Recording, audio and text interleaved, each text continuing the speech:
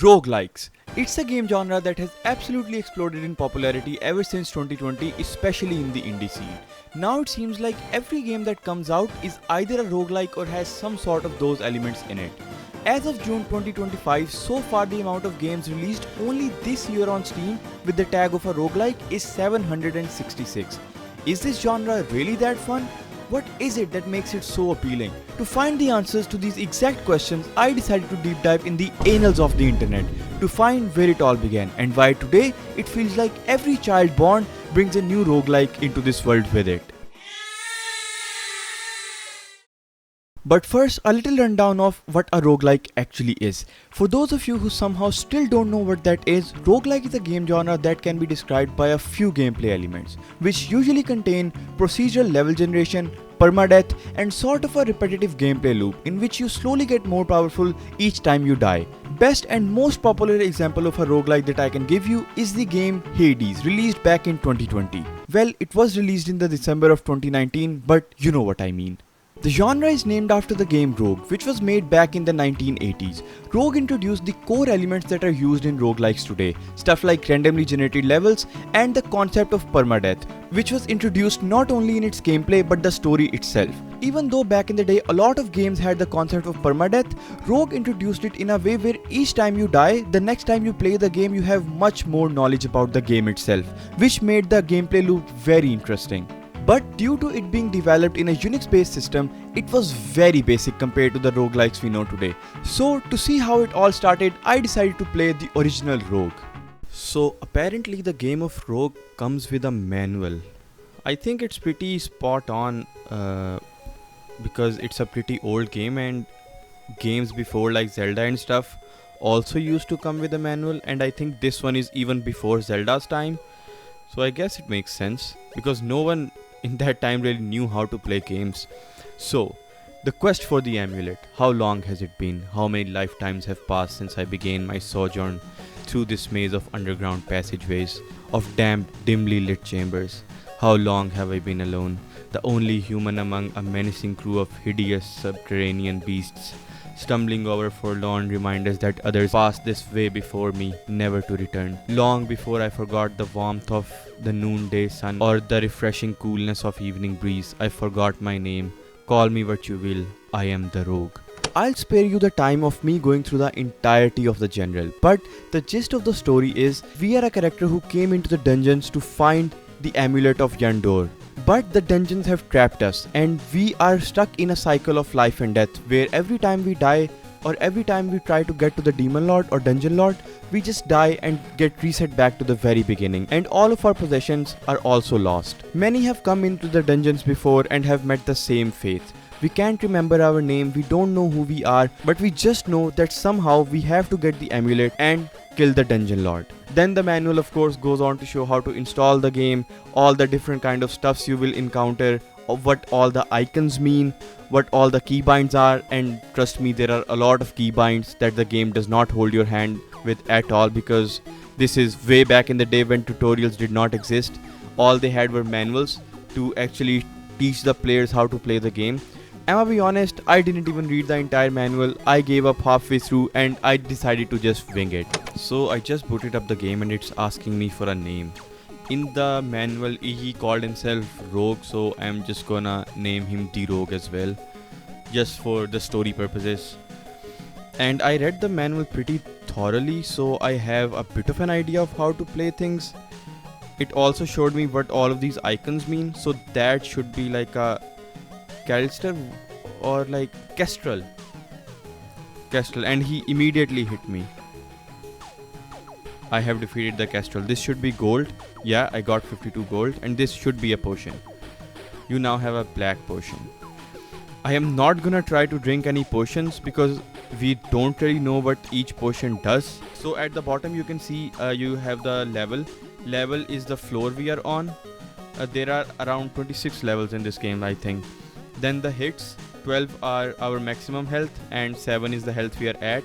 Strength, again 16 is our maximum and 16 is the one we are at. Gold, how good is our armor, and experience, which shows the character, the level of our character. So that green thing over here, I think that is the staircase which we can use to go up the dungeon. But we are not gonna do that because I think we need to level up a bit first. So let's do that. Let's find our way through this. So that is a hobgoblin. We did kill it, but god damn, it like damaged us a lot. But we can heal ourselves pretty well if we just hold down the dot or point key like this. What the fuck? Why am I dead? What the fuck just happened?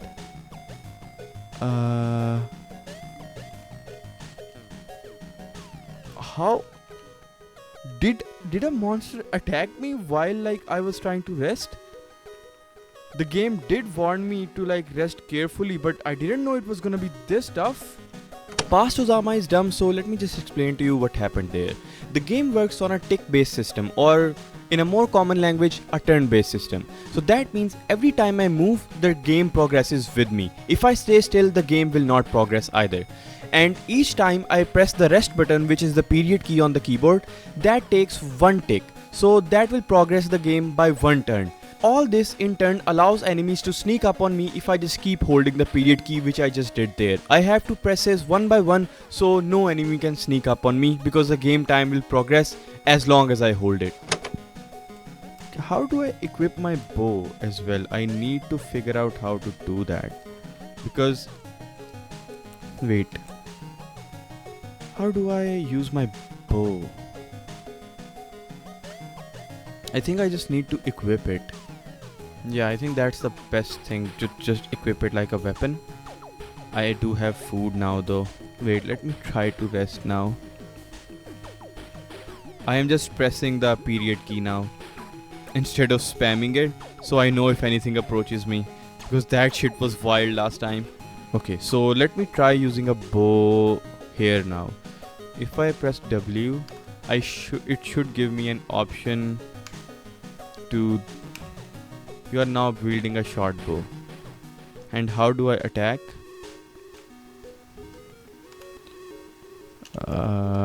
Does it give me like a chance to throw an arrow? Oh, it did! Nice! And I'm level 2 now. Nice, that worked. Hey, future Huzama here. I'm just realizing that while playing the game, I did not explain what I was doing at all because I was just so immersed. So let me explain to you what is happening. Since the game was made for an older system, back then pointing devices like mouses did not exist. So the entire game functions completely on keyboard commands. You have to press very specific letters or commands to do certain actions. Like you have to specifically press capital W to open the weapon menu or equip a weapon. The game tells you all of these keybinds and commands in the manual, or if you press the question mark key, the game will also tell you all of the commands you can use again. This is pretty freaking sick though, to be honest. Wait.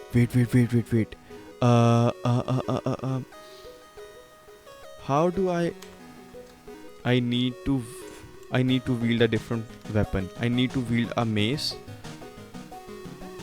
and then fight the hob. What the fuck? The hobgoblin instantly killed me too. Okay, I need to sit upright in my chair. God damn, I can't have this game shitting on me like this. Or I at least get to level 3, man. Come on. Okay, there's instantly a hobgoblin. Let me just equip my bow. Equip, throw. There are so many button presses you have to do just to perform a single action. Oh, shit. He's approaching me. You have injured the hobgoblin. Nice, we defeated it. And we got arrows and darts. Sick. It all happens so quickly, you don't get a chance to react if you keep spamming the buttons like I am. Because I'm impatient. Okay, so that's an emu. I am gonna switch my weapon again to the bow. And I'm gonna throw a arrow. E. The arrow hits the emu and the emu is dead. Nice. That works much better. I think you should always use the arrow until unless they are very close to you. So like this, and arrow, and it missed. Fuck. I need to shift to the mace quickly. C is the mace. Now wielding a mace, and nice, and I'm level 2. And I got so many more arrows. Nice. It's all working in our favor. We got a scroll that is named something I can't pronounce. Let's try to read the scroll. As you read the scroll, it vanishes. The scroll is an identify scroll. Man, I don't want to identify anything right now. I know what this actually does. I got it once before. It identifies a potion for you, so you know what that potion does. Because if you get potions in this game, they are all like labeled by color. So I guess identify the darts. Yeah, it does nothing. We pretty much just wasted that. But let's just go to level 2. I don't think we're gonna find much. This should be armor. You now have chainmail. Hell yes, chainmail is very good. Take a T. T is to take off armor. Okay. T. Here. What? Oh, sorry. I messed up. It's capital T. Okay. Now I can... God damn it. There are so many commands. I'm getting confused. So now I can do chainmail. Yes, and our armor class increased to 6. I think the best one you can get is plate mail armor, if I'm not wrong. But we are getting a lot of gold though. I am having too much fun with this. I wasn't expecting that I was gonna have this much fun. This is actually extremely interesting for how simple it is. God damn. I need to change to my mace. Oh, I already have the mace. D. I already... Oh, man.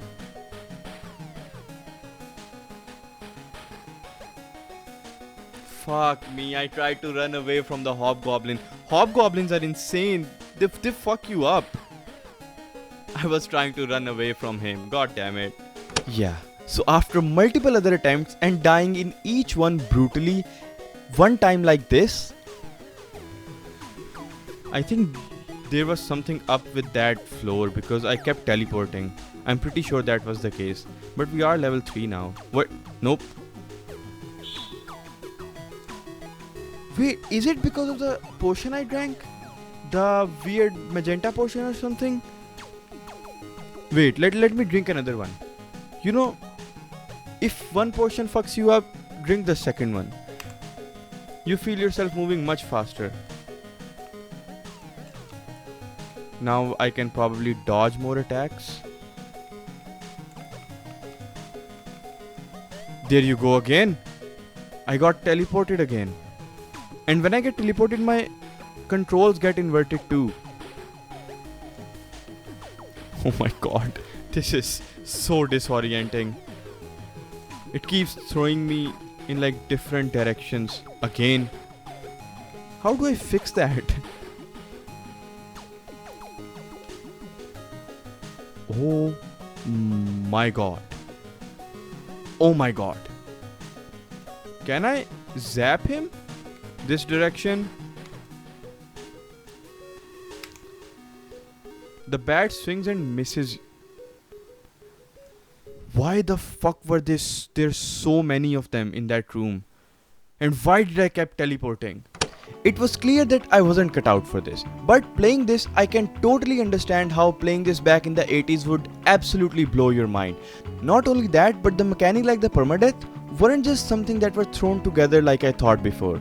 It wasn't really due to any software limitation at the time because you can save the game. But it was all still made part of the story and the experience itself. The game Rogue had a simple but very coherent story to it in the manual, which gave the key mechanics, permadeath and randomization of the game levels a proper reason behind it. After the release of Rogue, the scene for roguelikes fell silent for the most part, with the release of some similar titles here and there like NetHack, Angband, Castle of Winds and more for next 7 years, with each one of them adding a little more depth and detail to the genre, one game at a time. Stuff like character classes, more equipment and inventory options, environment interactions and much more, turning this genre into a mix of Rogue with a lot of D&D RPG elements into it. And then a game was released by the name of Adom, Ancient Domains of Mystery, released in the year 1994, which iterated all the great things from Rogue, NetHack and all the others that came before it and blew it out of the park. With so much detail, classes, professions and skill, if I can give you a modern example of how detailed it was, you can think of it as having the same mechanics like the recent popular D&D game Baldur's Gate 3. Now, when I say this game was detailed, I mean it was detailed. Along with a very big manual, which given was very common back in the day for games, it had a tons of character to choose from, along with a lot of classes and abilities to take the customization to the very next level, along with the permadeath and the procedurally generated dungeons we love. Now, I would love to play Adom, Ancient Domains of Mystery, but this game has so much to it that the whole video will just be about it. But I did try to do one run of it, and you will also see my live reaction to checking the manual for the very first time. Also, I'll be playing the version 1.1, but the game was brought to Steam back in 2015 with proper UI and graphics if any of you are interested in playing. Ancient Domains of Mystery version 1.1.1. Okay, do you want to read about donations to the Adom maintenance support? No, embark upon the postcard quest? What's that? Read the mini FAQ, generate a new character, view the high score, read the manual, restore an old game or quit the game. I should probably read the manual, right? Oh my god. What do you mean this is a manual? Oh my god. They expect me to read all of this? I don't have the attention span for this. What? All of these are just manuals? Holy shit. Nah, get me out of here. I ain't reading one bit of that manual, hell no. I mean, I should. What's the horoscope though? A sky of... Oh, so it's just the backstory of the game and details about all the spells, corruptions, the game engine, the monster memory, the display commands. I guess let's just create a new character. Let's just get into it and see what happens. You are born in the month of the wand on day 20, day 80 of the year. Aspects: laws, neutral magic, leadership. Oh, so they just randomly give me stuff. Game effects: lawful tendencies. It's harder to change. Spells for neutral casters are 10% cheaper in PowerPoints, plus 2 to initial charisma. Starts out with lawful tendencies but gets plus 2 to mana and 10% more PowerPoints if neutral initially. This has proper like character stats like charisma and stuff? Like Baldur's Gate? It is like Baldur's Gate 3. Damn, they had that shit way back in the day. This game came out in like 1994, I think. Human, troll, high elf, dwarf, gnome, hearthling, darkling, orc. Emma be an orc, I guess. Oh my god, they have professions too. Wait a second. Fighter, ranger, assassin, priest, weaponsmith, minecrafter, I'll be a paladin, I guess. You are born to be a male orc. You have brown hair, brown eyes and a tanned complexion. Your parents are traveling adventurers. They are doing moderately well but are talented enough to survive. In your childhood, you were tortured by your cruel parents. Wait, weren't they? Oh, they never said parents were good.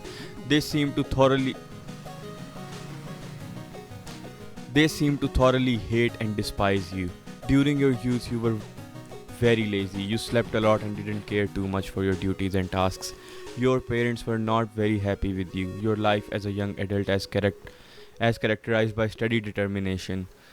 Your goal lay clearly ahead of you and you never stayed straight from your path. At the age of 16, you end your apprenticeship. You are now a fully learned paladin. At 16, damn.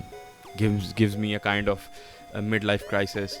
During a night out, one of your friends is mugged and hurt badly. Do you do what you can to heal his wounds? Chase after the attacker to break him lost wealth while others tend to your friend. Wait with your friend until help arrives, then chase after the attackers. C. When exploring a long forgotten shed in the woods on a very cold night, you discover a chest with many ancient books and parchment. Will you take some time and study the text despite the cold weather and the dark night? Take the scrolls books back. A. Read them. Choose a talent. Oh my god, there is so much stuff to this. I haven't even gotten into the game yet. I haven't even been able to like play it. Affinity with two-handed weapons. Give me that. What's your name? Samwise. From the Lord of the Rings series. Because I just watched Lord of the Ring 1. The weather is mild and comfortable. A slight wind is blowing. Manual mini FAQ key bindings. Oh my god. This is too much for my brain to handle all at once. Strength 20. Oh, I have a lot of strength and willpower. Nice. And I have a lot of charisma. Nice. I have speed 100, money, no debts. Deity, the one who rages. That sounds cool. So this might be very obvious to some of you that have played these games, but this was actually blowing my mind up because of how much detail it had into it. I was genuinely just surprised. You encounter a pack full of wild dogs. Do you want to fight or evade? Let's fight with F. Oh, this changes the whole screen to fight. Okay, I am slowly killing them and they don't seem to be hurting me. I have a lot of evasion, I think. Enter a location. Okay, let me try entering this location. Oh, I can enter it. You enter a derelict and muddy settlement populated with equally derelict and muddy persons. You hear the chime of a tiny bell. Can I kill them? Oh, I killed him. He's lying here. How do I pick up again? Wait, it was picked up bandit corpse. Okay. Nice, I killed him. Choose a score. I leveled up. Backstabbing, climbing, concentration, find weakness, first aid, literacy, mining, stealth, first aid. Knowing me, I'll be needing first aid badly. Barnabas. The gnomish shopkeeper booms. Welcome to the Barnabas black market. You see Barnabas, the gnomish shopkeeper, counting money. Really attack Barnabas? No, wait. Talk to me, man. Do you want to open the door? Yes. What's this? Yes, open the door. Who are you? Really attack Yergius, the master thief. No! You talk to Yergius, the master thief. Well met. Me thinks that you should prove your skill and valor before we talk about business. You nonetheless could use some training to be prepared for the future. Do you want to train with Yergius, the master thief? Yes, hell yes. You train for some time. Yergius, the master thief, teaches you how to pick pockets. Hell yeah! Nice. Thank you. Who's this guy? You miss the female mugger. You hit the female mugger and severely wound her. The female mugger fails to hurt you. The female mugger fails to hurt you. I am sorry. I wasn't trying to. Oh, I just killed her. Stuff is just happening. Corpse. Can I eat a bandit corpse? Please let me eat the bandit corpse. You start to consume the bandit corpse. You are done eating the bandit corpse. Yum. But why didn't I heal? Wait a second. I need to check how I heal because I'm gonna die. Scrike, the cloaked rattling. No, I want to talk to Scrike. You talk to Scrike, the cloaked rattling. Well met. Me's got a great offer for ye. The key to the whole mess for about 560 gold pieces. Scrike, the cloaked rattling, eyes you suspiciously. Earn that money and we'll talk again. Have a nice day. What are you doing, man? You don't want to get hurt by me. You know what? Come here. I'm gonna attack him. You miss Scrike the cloak rattling. You feel hungry. Why am I hungry? I just ate. Punches through your armor. Oh, I am at 7 HP. Fuck. I think I'm dead. I shouldn't have fucked with Scrike. I wasn't familiar with his game. Damn. Samwise, the orcish paladin, was killed by Scrike, the cloaked rattling. He scored 1191 points and advanced to level 3. He survived for 0 years, 4 days, 3 hours and 16 minutes and 26 seconds. I can already imagine If I sit and actually give this game a time, this is such a gem of a game. And I can tell by just playing such a little bit of it because it's so detailed. Samwise, the Orc Paladin, you will always be remembered as the dumb person who decided to attack Skrike, the cloaked ratling. Man, it's safe to say that this experience left me absolutely amazed, because if you manage to look past the ASCII art to these games, you can really find so much love and charm put into them, and safe to say these feel even more detailed than some of the games in the genre you find today. I mean, only in the span of just 7 years the genre was developed so much more. And to have this level of detail in it already, like healing and pickpocketing and all of those different kind of spells along with classes and abilities, it's absolutely insane.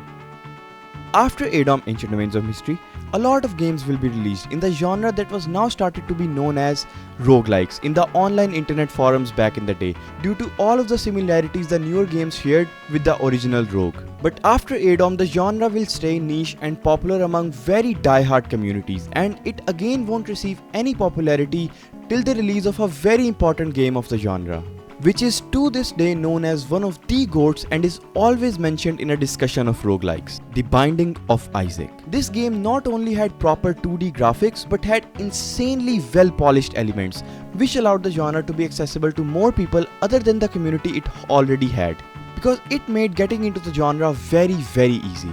So I decided to give the original Binding of Isaac a try as well. Oh. We are just straight into it, I guess.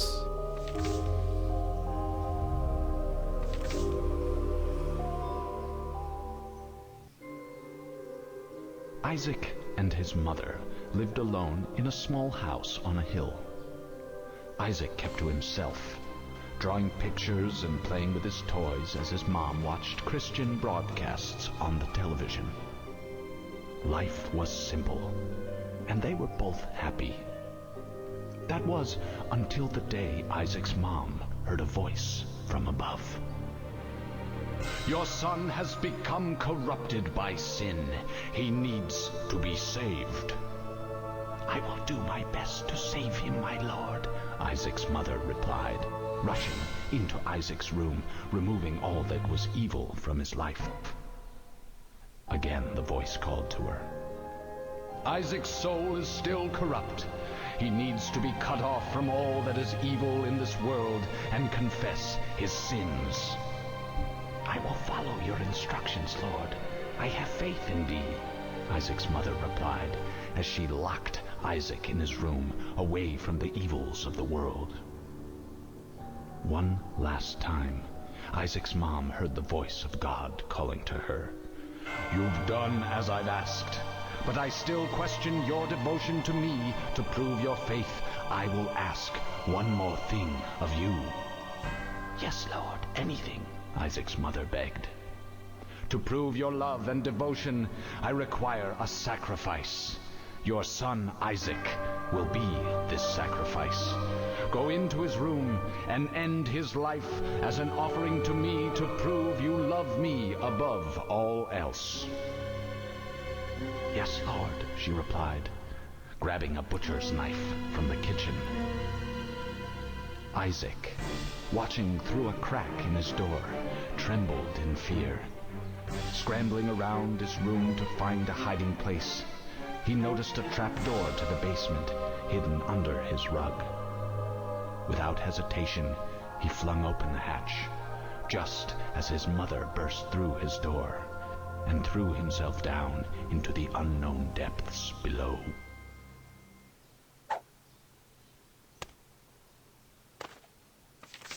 Oh, thank God it's just a story he's writing. I was like, that's grim. I have never played The Binding of Isaac before, even though it was very popular. I never just got into it or never thought of playing it. I'm just playing it for the video. God damn, that was a grim start. Okay. Also, I'm playing the online version that you can play on Crazy Games because I don't have the game. So let's see how this goes. I don't have anything unlocked. This is literally my first time playing the game. Okay, WASD to move. And I can attack and shift to bomb and space for item. Gotcha. Let's go. How? Oh, I can just... How many bombs do I have? Oh, just one. Damn, that answers my question real quick. Also, what I am realizing is you can only shoot in 4 directions. You can't really shoot in any direction you want. And I can destroy the poop. That's good to know. Maybe it gives me something. Well, we got nothing from the shit. And now we have to instantly fight the boss. That is quick. That's like 3 rooms we explored. Oh. Yeah, I think I'm definitely doing good. Yeah, keep doing the jumping attack. Dumbass.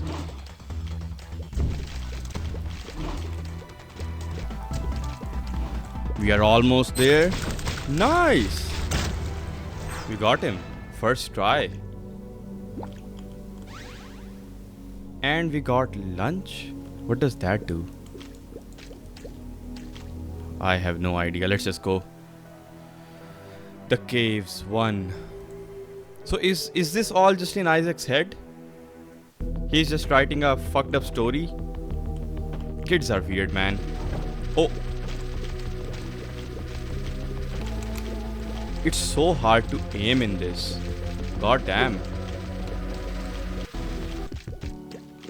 We can shoot diagonally. Like, sometimes it's shooting diagonally. Like there. Oh, do we have to be moving diagonally to do that? I think we do. Come here. Nice. Got it. Wait, that was the only thing that was in this room? Huh. I guess so. Let's go up. Oh!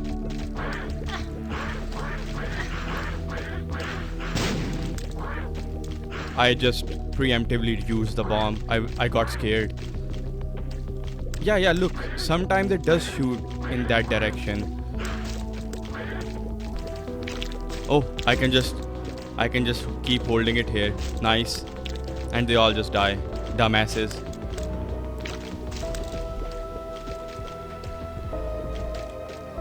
Come on. Nice. Let me destroy the poop wall. Oh, poop does give us some stuff sometimes. Was there a door anywhere? Yeah, there was. There was a key door here, wasn't it? The golden crown one? Yeah, this one. Can I use the key here? Nice. The Bible. What does that do? This lets me fly, I guess.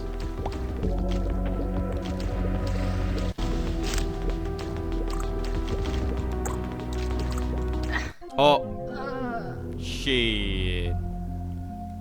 Dear diary, today I died. I was killed by this thing in some cave. I leave all that I own to my cat Grubby. Goodbye, cruel world. XOXO Isaac. I was enjoying the game a lot, so I decided to play till the end of the online demo in this run.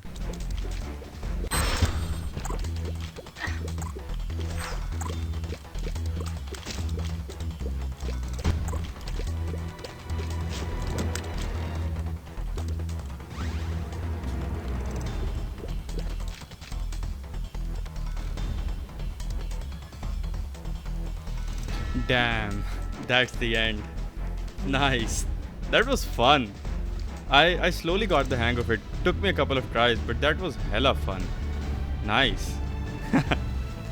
The story is pretty goofy and I love the art style. It's pretty creepy, but thinking that all of this is just a kid writing a story is pretty fucking funny. The amount of roguelike games I have played up till now, going back to something like the original Binding of Isaac, bit more basic than the ones we have now, but it has that sort of charm to it that we used to have with Flash games back in the day. And the immediate difference that I could see between Rogue, Adom and the Binding of Isaac is that in Binding of Isaac, the genre really started to shift from something like a D&D campaign to something more original and separate. And me calling it basic is not an insult by any means, because for what it is, it does stand the test of time very well, and me completing the demo just because I was enjoying the game is a good testament for that. And playing all these games, even from the original Rogue to this, it feels like the formula of roguelikes was always nailed down from the very beginning, and it works. The variety of upgrades to the procedurally generated maps, it just feels easy to play. Easy in a way where you can just sit down any times, no commitment, and just do a run of them. I think this is one of my reasons I play roguelikes. Talking about randomly sitting and booting a roguelike up to do a run, that brings me to my favorite roguelike game of all time. And in my opinion, I think most people would agree on calling this one of the best roguelikes ever created. And of course, I'm talking about Dead Cells. Now I am in my zone. I love this game. Look at all of the stuff I have collected in the game so far. And I think I'm on 2 boss cells right now. Haven't gotten further than that, but I love this game and I love playing it. And also great weapon selection, holy shit. Let's just jump straight into it. We are just gonna do a single boss cell run. Nothing too fancy, because this is for showcase. Not because I'm scared that I won't be able to do it. The weapons in this game, all the references and everything, it's so good. And we have the best weapon. The electric whip is one of the best weapons in the game. And we just took a lot of damage, bruh.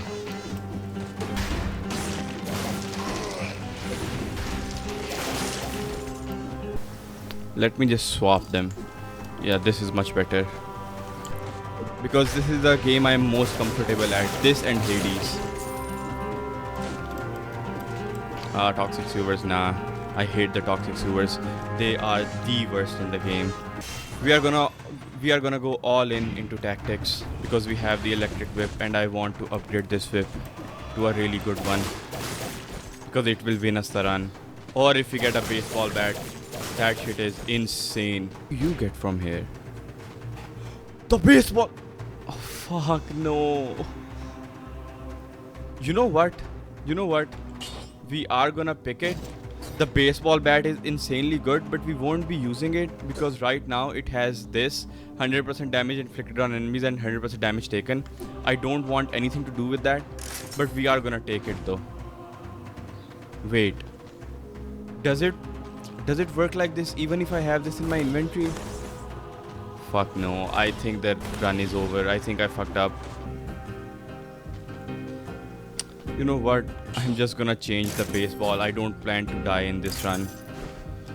I don't really need it, but I just want to change it. I think electric whip is the way to go, because I'm pretty sure I'm just gonna do something dumb and get really comfortable and just die like that. This weapon is so sick. I think I'm just done with this area. I'm just gonna move forward. Not gonna try to get much more. Oh, this area. I want nothing to do with this either. You can just get some stuff that you can use to unlock more stuff later on. Yeah, this is where I want to go. Nice. We got some crazy good loot in the first section. That doesn't usually happen. I have to save scum to get good loot. And I have all of these at one, so whenever I do a run and I don't have anything, I can just get one of these. Even though we are taking damage, we should be fine for the most part, because it's just a no boss cell run. It doesn't really take that much effort to defeat it now, because I have played the game for too long. But we'll still try not to take any damage. We haven't gotten a single scroll here. Let's go the ramparts. I think we can just leave this. I don't really play the second level that much. I just get to the end as quickly as I can, because we get this.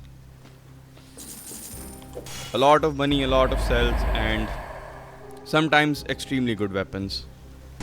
I once beat the tower boss, the clock tower boss, if any of you know what I'm talking about, in like 2 seconds. That's how broken of a weapon I had. I don't know what I had at that time, but it was something crazy. I think it was an impaler.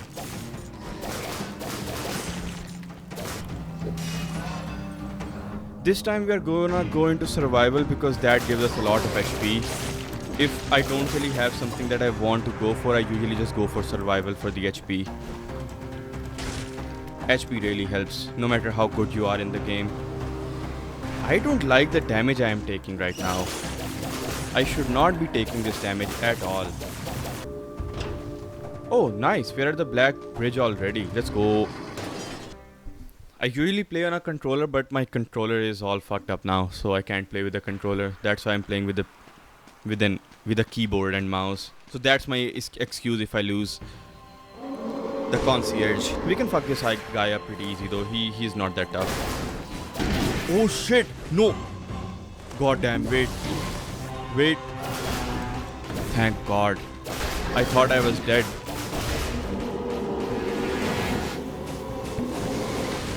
I am taking very bad kind of damage here. God damn it. No way. Not at the concierge. What?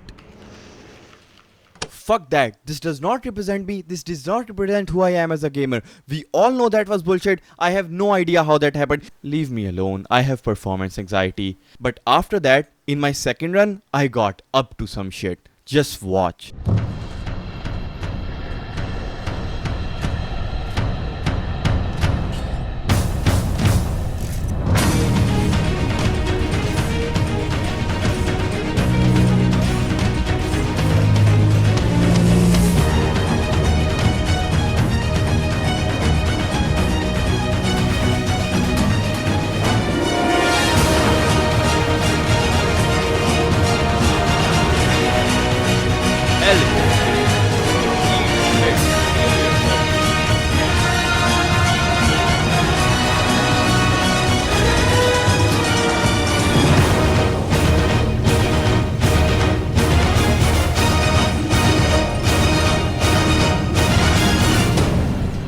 The clock room boss fight. I have absolutely fucked this boss up in the past. Like in 2 or 3 seconds I have killed him. So let's see how it goes this time. I'm not really sure.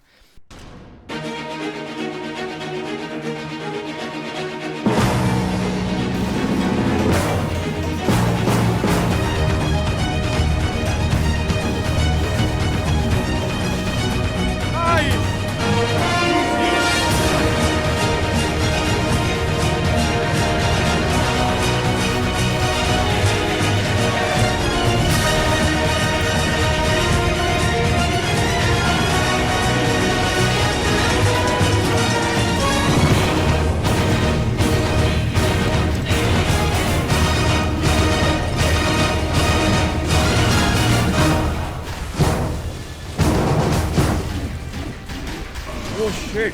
What?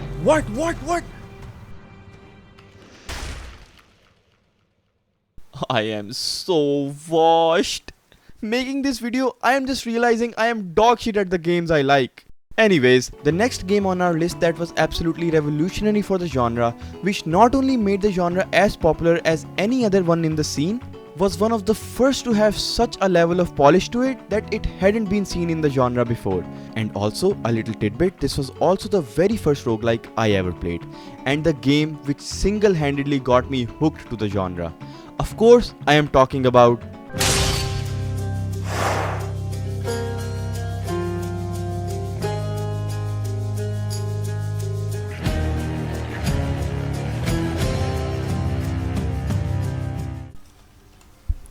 Here we go, baby. I have grinded the shit out of this game, and if I do bad here, I am gonna be so mad at myself. I want Dionysus. Which one is Dionysus? This one. I want this one because I don't know. I don't care what any of you say. Fists are by far the best weapon in the game. And especially fists with the aspect of and I am your host. yeah, aspect of Talus, which I already had on. Let me just level that up. Okay, let's go. So I have actually ended this game and completely got all the upgrades for it, but I don't have that save with me. So the aspect of Talos, fists, absolutely broken. So you are here and you just press it and you can just call them to where you are. And with Dionysus, how you slow enemies down and put status effects on them, it goes crazy. But I think 5 is just fine. This ought to be Let's keep it simple, so I don't make a fool out of myself again. Life is short and fraught with pain. Is that truly the life you yearn for, I don't need to boy? flex, I just need to end the game. Mortals know to make the most of it. Okay, Dionysus, give me the attack boon, please. Nice, thank you. Cheers, mate. The strength of the centaurs. I like how with this build you can just throw people around. You can just call the enemies to yourself. It's basically aura farming the build.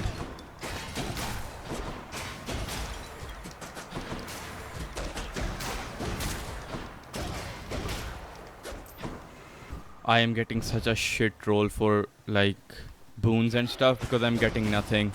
I'm only getting darkness and stuff, which I do not need at all for this run. Usually when you want darkness, it never appears up. And when you don't want it, it's like everywhere, in every damn room. I swear after this room, if I get darkness one more time, I'm just restarting. A free room, let's go! We have been blessed. This is it. This is it, everyone. This is the run. Although I'm full. We have been blessed by the Hades gods. Quite literally. Nice! And I got the attack on Dionysus. And I got the special of Aphrodite. I am telling you, this is it. What is this room though? God damn.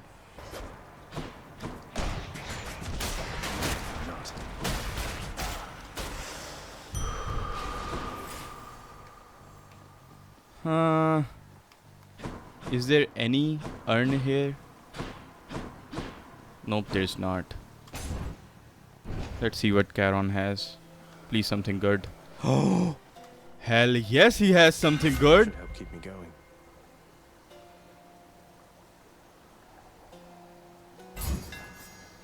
Let's go. I got stuck in the damn saw, the spinning saw. But we got her. We didn't even take that much damage, to be honest. How much damage did we take? It wasn't much, right? Oh, it was a lot actually. Never mind. It was a lot. More than I would like.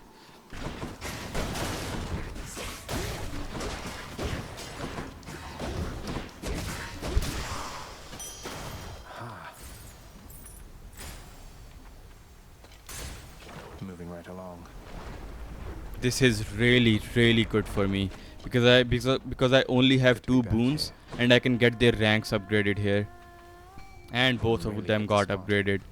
I think one of them is like really good now, right? Yup, it's heroic.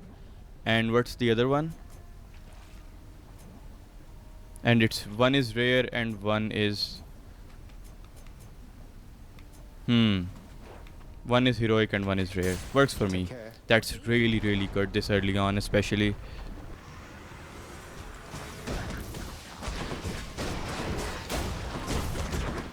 This works so well because I have area damage on my special. If all of them just bunch up together, I can just start deleting all of them. Nice. I lose my track of thought when I'm playing games like these while speaking, if you guys ever noticed. I start saying something and then I just completely forget what I was trying to say.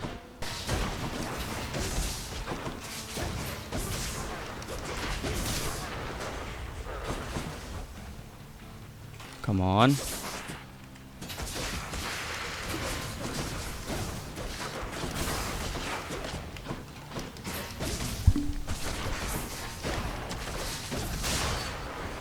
Nice. With 4 minutes remaining, that's pretty good.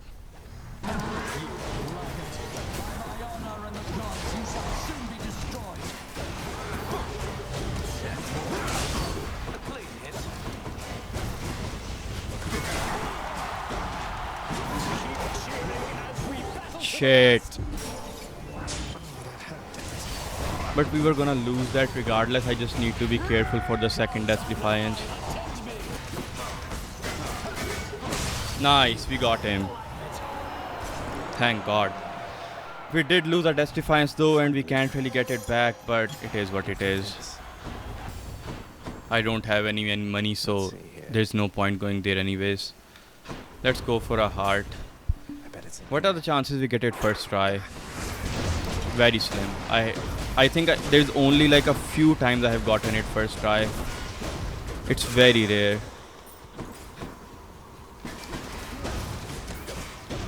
Shit. I lost so much HP there. God damn. I hate these rats. They are the worst enemy in the game.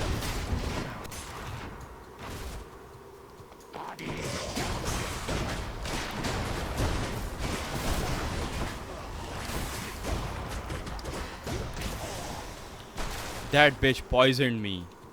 That's why I took so much damage. For a second I was like, nice. Nice. GG. Thank goodness. And we can buy, I think, 1 boon from the shop too. Yeah, we can get Artemis's boon. I won't go for anything else. I think I'm done. Moment of truth. Do we beat the game or do we not? Only time shall tell. Stop playing dirty. Find me like a man, Hades.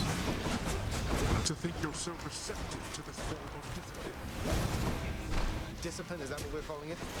Silence.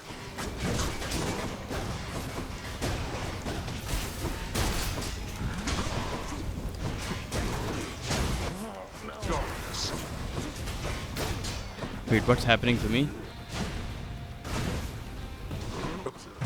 Ah, shit, no. Not even one phase down and I lost a Death Defiance. That's not good. Nice. First health bar down. 2 Death Defiances left. I don't know. Oh, what? I forgot.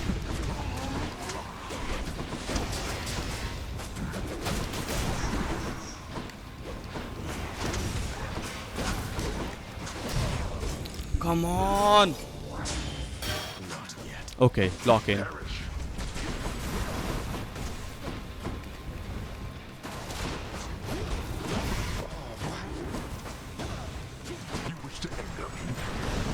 Shit. God damn, stop doing that shitty ass attack. What? I expected more from Why you than this. every time at the end I just die like this? What a choke! God damn it, no! This is gonna go down in history as me choking the shit out of every single game I love. No! Look. In my defense, I am playing these games after a long time. Trust me, okay? If I wanted to, I could easily replace the losing clips with a run that I complete. But I am an honest man. And for that, I want you all to write in the comments, Huzama is such a good gamer. All caps! I also lost the second run. Who am I kidding? Before going to our last game, we need to answer a very important question. Because after Hades, the amount of games that started coming out in the roguelike genre absolutely blew the fuck up. The total amount of roguelike games on Steam that existed before the launch of Hades was 717, and that is after nearly 40 years of the genre being in the space. But only in the 5 years after Hades released, the number went up to around 6,200 games. And that's not including the games on itch.io. I think what it comes down to is that roguelike is a genre in which the core mechanics like the procedural generated maps, the absolute unlimited replayability and iterative design process of adding new skills and abilities really allows smaller indie devs or even solo devs to tell the story they wanna tell without having an insane amount of workload that is usually needed to make a game. And that is the case with some of my favorite smaller roguelikes as well, like Skull the Hero Slayer, Wild Frost and many more, and also some of the ones with smaller indie teams that I did not get to mention in this video, like Slay the Spire, Enter the Gungeon. There are so many and so many good ones on top of that. The procedural map generation allows devs to create only few different types of environments that can be reused in places instead of vistas that can take weeks to make and set up. And being a 3D environment artist, I can really understand how grueling of a task that will be if you are a solo dev or a smaller team. Not only that, but the replayability and builds really help those kind of games get the community attention they need. Cooking up different builds and guides on how to beat bosses and stuff like that really helps those games form a community. Some of you might say that the genre is overdone now, and I will completely agree with that. It does feel like there's a little too much of the same thing going on with roguelikes nowadays. And if you go back to the original ones like Rogue and Adom, you can see there was so much more depth to them than the recent roguelikes we are seeing nowadays, which sometimes, I'ma be honest, just feel like slop. But if we look at the bright side, this boom has given us a new complete genre of different games, roguelites, with some amazing titles, which twist some of the elements of roguelikes to give it a fresh feel. And also, even in this heavily saturated genre, some creative devs are coming up with new and different ways they can bend and twist the meaning of what a roguelike actually is. Which brings us to our very last game for this video, a game that at least 90% of you watching have been addicted to. Gambling Simulator! Balatro feels like the absolute peak evolution of roguelikes. I mean, it has a permadeath, it has strategy, unlocks, upgrades. Playing this game makes me feel like an ape. I think there is just something about the human brain that feels good when it sees a number go up. Most of the time while playing this game, I just look like this guy. But some of the runs you get, when the number starts going up and the pieces start falling into place, the screen starts shaking, it's a pure dopamine rush. While playing it for the video, it took me a couple of tries, but then this happened. Baron? Early on NT1? Is this game gonna finally go my way? Things started to fall in place. First I got Baron, then I got Blueprint, and then this happened. Please don't do this to me.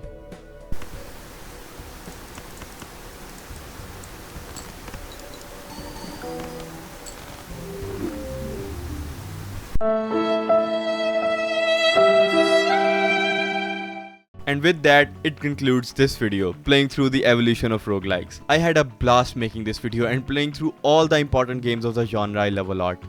And also apparently learning I suck at almost all of them. When I was little, I didn't have access to the internet or these games that came before my time. So researching for this video and playing the games like Rogue, Adom and The Binding of Isaac really made me realize that I should start making an effort to start playing older games, because they have this incredible feeling to them that I just can't put it into words. But let me know your favorite roguelikes in the comments, or any you think that are very important to the genre that I missed. Also, do let me know if you want me to do this with any other game genre as well. Thank you so much for watching. Subscribe!